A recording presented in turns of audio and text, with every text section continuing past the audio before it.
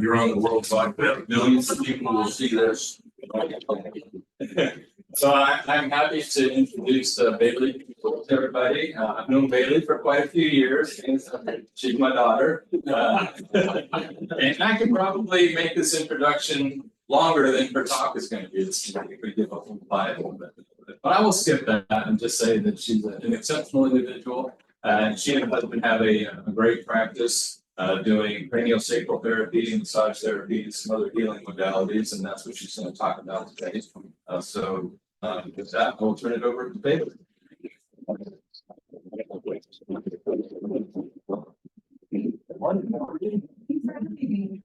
Thanks, Dad, David. I'm Bailey Puppel, and I share a practice here at the Lake of the Ozarks with my husband Darren. It's called Infinite Touch Integrative Therapies. We specialize in several different manual treatment techniques, but specifically the one that I want to talk about today, we kind of primarily focus on something called craniosacral therapy. It's gaining awareness, but is largely unknown to the general population so far. So I want to spend some time talking about that today, just because it's an amazing tool, amazing resource. It's worth knowing. So it's rooted actually in traditional osteopathy, which is like going back to when a DO or a doctor of osteopathy didn't really prescribe medications, and instead it was about putting impediments on the body and helping free up tensions and restrictions, kind of improve overall health with manual treatment. What's rooted in that was created in the 1980s by a man named Dr. John Upledger. He was a DO, but then he kind of developed other offshoots that he called craniosacral therapy. It's named craniosacral therapy because it was originally kind of created to treat the structures that house and protect the central nervous system. So the brain and the spinal cord, so cranial for cranium, and sacral for the sacrum, which is a triangle-shaped bone at the bottom of your spine. But they quickly realized that the techniques that he uses to treat those structures can actually be applied anywhere on the body. They can have really far-reaching benefits. So it's kind of expanded from there. So the core philosophy of craniosacral therapy, or CST, is trusting that the body is self-healing. We have an innate capacity and tendency towards health and homeostasis.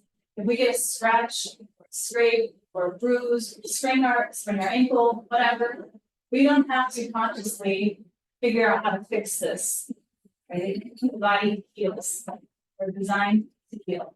And so it's trusting that same philosophy and applying it to larger scale symptoms and issues, and trusting that if there's something that's a persistent issue, it's because either there's an ongoing exacerbating situation that's kind of causing a recurrence problem, or maybe there's a missing resource. Maybe the body needs an extra something to get past whatever it is.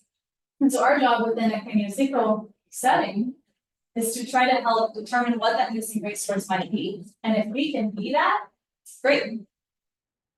So we're not really diagnosing. When we evaluate, it has to do with tuning into like what's happening within the body. It's a very curious evaluation. Is it moving? Is it not moving? How does it want to move? We're actually in constant motion. Our bodies are constantly moving. It's small, but it is measurable. There's constant fluid exchange happening within the craniosacral system, the brain and spinal fluid. There's fluid, cerebral spinal fluid constantly pumped in and reabsorbed. And so the whole cranium and then the structures around the spine actually expand a little bit and contract a little bit in response to this fluid production and reabsorption. And the whole body's unit. So as something changes in the cranium or around the spine, the whole body's going to move a little bit in response to that. So we can actually use that movement or that rhythm as our evaluation tool. We'll put our hands on the body and see, is it moving here? Is it not moving here? If it's not moving there, that's a sign to us that there's a point of restriction there. And so we kind of use that as our primary evaluation tool for where we enter treatment. We work a lot with the fascial system. You guys heard the term fascia. So it's the connective tissue within the body, one of the connective tissues. Runs from the top of your head to the tips of your toes. Very dense, interconnected fibrous network. Actually, if you took all of the fascia out of your body, you would be a puddle on the floor. Like, it's what really gives structure to the body. So when we're working with that, well, wait, back up.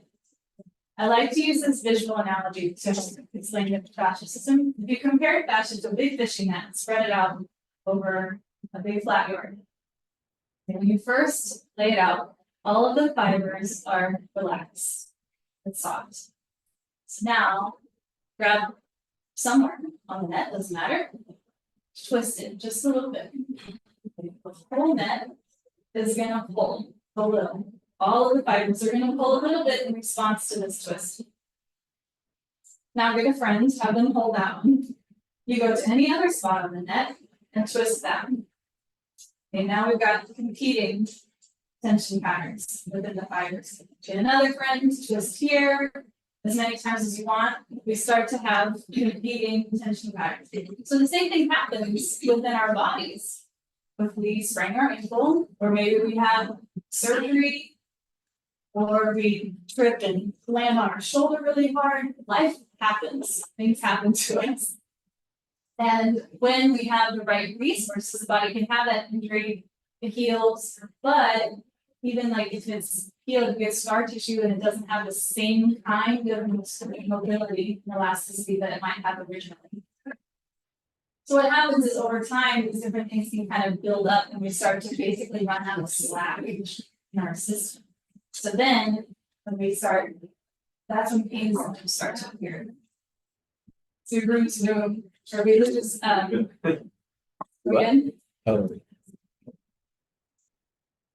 Basically run out of slack and you can't. Do I need to move? Now, yeah, you did. It's. Yeah, lights. Yeah. Just fine, gravity out. You got it. Yeah, That's not the life. Showing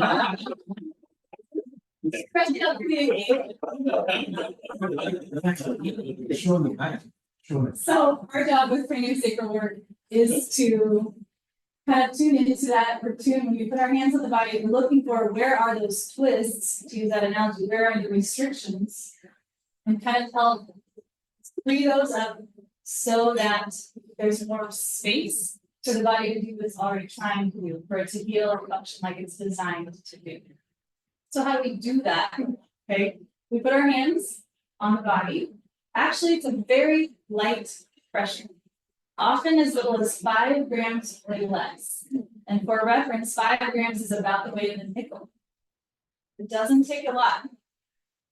We work at a light pressure for a couple of reasons. One, if you come in heavy-handed, it's easy to miss the rhythm and overpower because it is subtle. It's not, it's micrometers, so visually we can't see any of this that's happening. We just look at the body. So if you come in heavy-handed, you can miss it. And also, if you come in heavy-handedly, we can engage a protective mechanism from the body, right? Like even if you're laying on the treatment table saying, hey, my shoulder hurts, can you help me? If I come in really hard, you're gonna protect it, right? So we come in gently so that we don't disturb what's already happening within the system, so we can kind of build some rapport with the body, come in with that intention, like I said, how are you trying to do? What's happening here? And how can I help? So we're gonna figure out what that movement is doing and follow it and support it in what it's trying to do. Usually we'll start to kind of twist or spread. There'll be some sort of motion that we start to occur. And our job will just be to follow it. And then it'll, at a certain point, it'll pause. Like if it's some sort of barrier. Like this is where I'm trying to go, but I can't get there. I'm stuck here. And so at that point, we're going to hold it there and offer some different techniques to help it get past that barrier so it can get to a more comfortable relaxation point rather than the holding pattern it wasn't. It's clear as mud, right?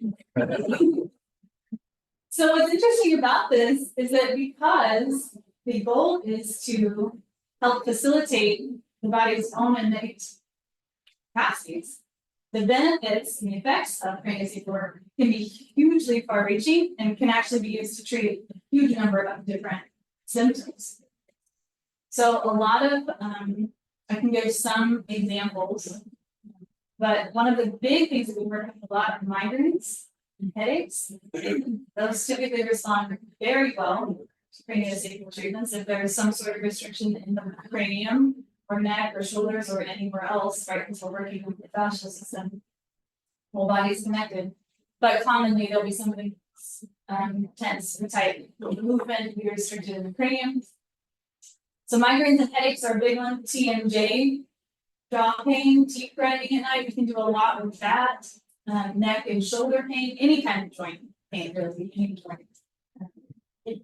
We do a lot with post-surgical pain, especially recovering. Surgery is it can be a double-edged sword, right? Because if there's a surgery, there's some sort of injury that's needing interventive help from the surgery.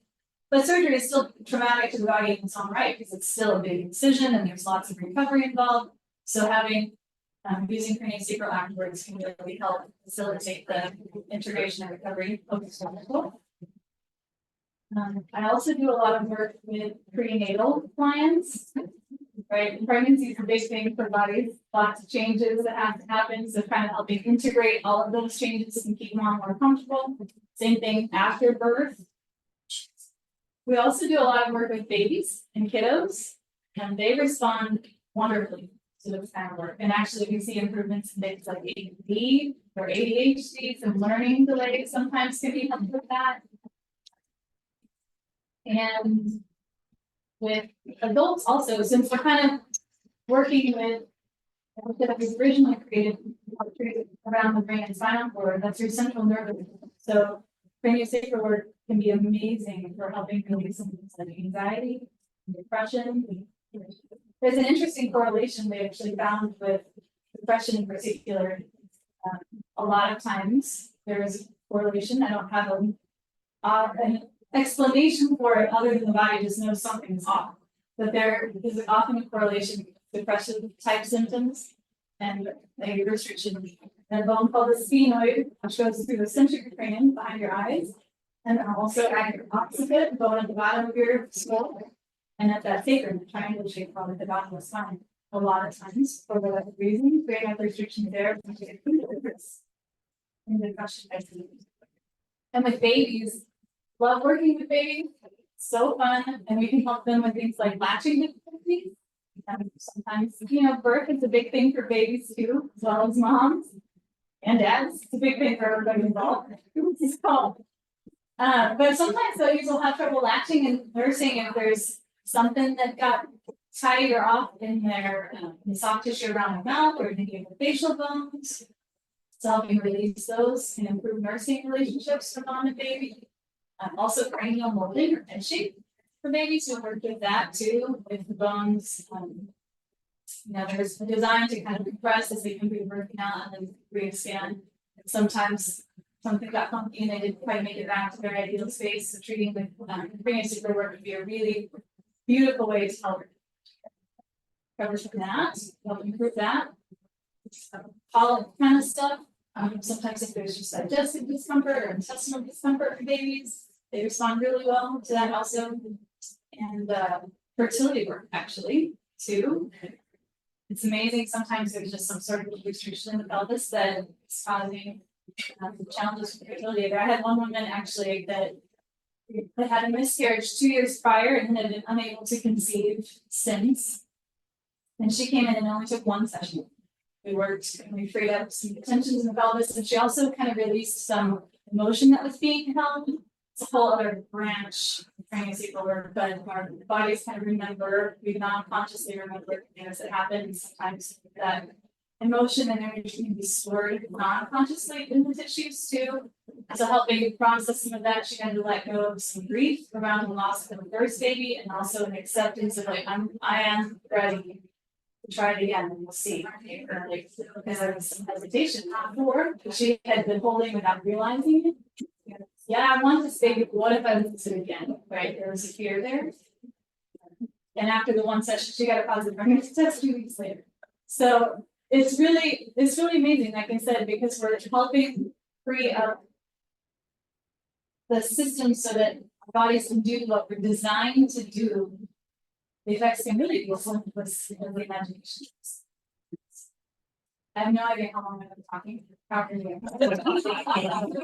Well, I got a question. Yes. Because you sound like very smart. You know, like get a degree in this or something, maybe? So I am certified in this. Craniosacral work right now is offered as continuing education for people that already have a license to touch, basically a license to manipulate soft tissue. So my license is massage therapy, same for my husband. But also like in those classes, we get chiropractors, we get dentists, we get physical therapists, occupational therapists. So the classes are held all over, we travel all over the country to attend, and I'm a teaching assistant for several of those classes now. My husband is also officially teaching several of those classes now. They're usually 4-day intensives, like 8 to 5, Monday through Sunday for each individual class. So I've been doing this for about 8 years.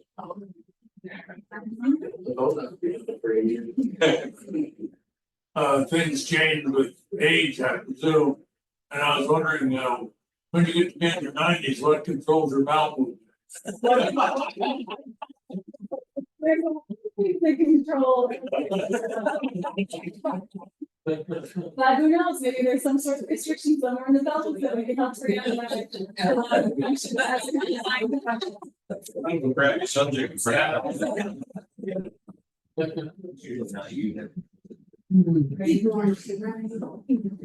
Oh, yeah. I'm good. That's actually, I don't know if I can speak, to this, but this funny story of helping somebody, Oh, yeah. and then word kind of got out. Yeah, so my husband has a funny story about bowel movements. He had a client who came in and she was complaining of low back pain. And so he starts working, he kind of does his evaluation, and he notices a lot of tension and restriction in her lower abdomen. Also, not just, she's feeling pain in the low back, but he found restriction in the front. And he's like, so do you have any digestive problems or is there anything right on there? And she was like, actually, yeah, we have chronic constipation. It's been a struggle for a really long time. So he worked on her. Same thing, usually just had a hand on my low back and a hand on the low belly. And instead of kind of tuning into, if you want, if anybody's interested, I can kind of put my hands on your shoulder and you can just see what the touch feels like if you're interested. But he treated her and she left and she never came back. And he didn't hear anything from her. He's like, well, maybe she didn't like it, who knows what. And then like a couple months later, somebody else comes in. And they're like, I got a weird question. Can you help with like bowel movement stuff, constipation? Because I'm having trouble with this. And I had this friend who came in, this is the woman who came in. And she said that she's been going like clockwork every day.